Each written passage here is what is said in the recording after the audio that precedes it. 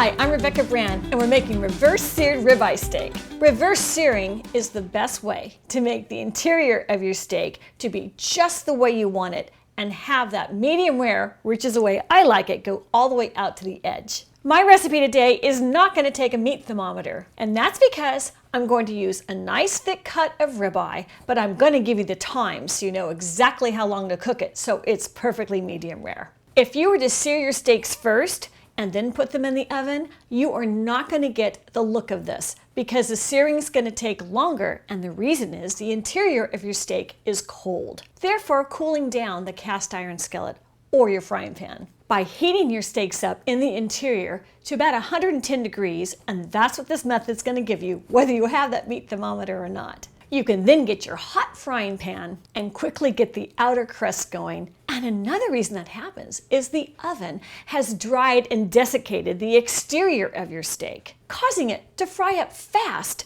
without a lot of liquid that would be kind of boiling the first layer of your steak. Reverse searing is brilliant. Let's get started. I have 2 ribeyes. I got them from ButcherBox. That's a new meat subscription service. I get this delivered once a month. It comes right to my door. I wanted the mixed grill box. So after I took out the insulation, all that meat came to me frozen, even though it had been sitting outside for a while. In the box, I found ground beef, a lot of chicken breast, New York strip steaks, filet mignon, ribeye steaks, and that's what I'm making today. And a slab of bacon. With ButcherBox, you get a slab of bacon for life. I took the ribeyes out. I let them defrost naturally on my counter. I washed them, then I patted them dry, and that's what they look like. Now it's time to add the seasonings. I'm going to add some salt to both, and a dash of pepper, lightly. Give them a rub, and do the flip, and repeat. Salt and a little pepper. Rub down, and I happen to have some rosemary in my garden, so I'm just sprinkling some on top. I don't like too much of a spice of the rosemary on the beef, but I do like it a little bit infused. Pat, pat, pat. I'm going to add some olive oil to a baking sheet and smear it around in time for the transfer. In the center of the pan it goes. I space them. I want a little air in between each. And I'm going to put some olive oil on top because that's going to be great when it hits the frying pan anyways. So I smear that around too. I've preheated my oven to 200 degrees. In she goes.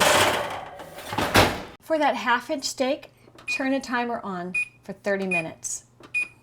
It's been exactly 30 minutes. I'm going to prove to you I got the temperature right. Out she comes. Those look great.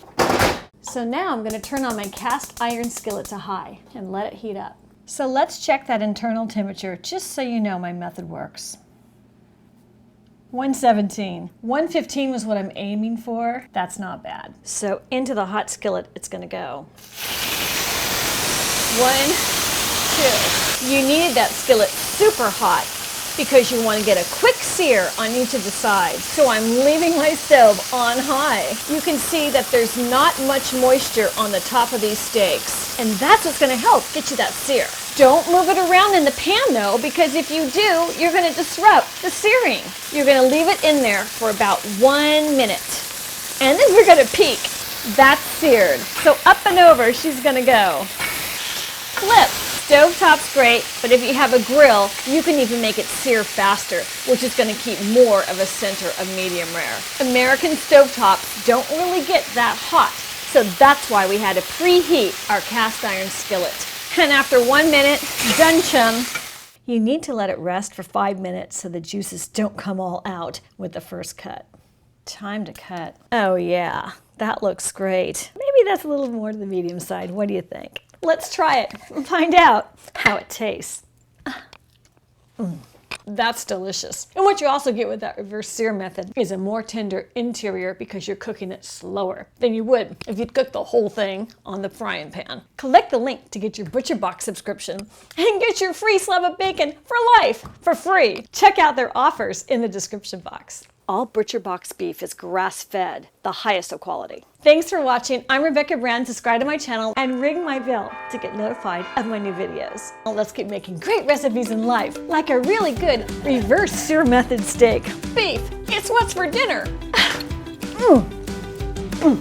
Yum.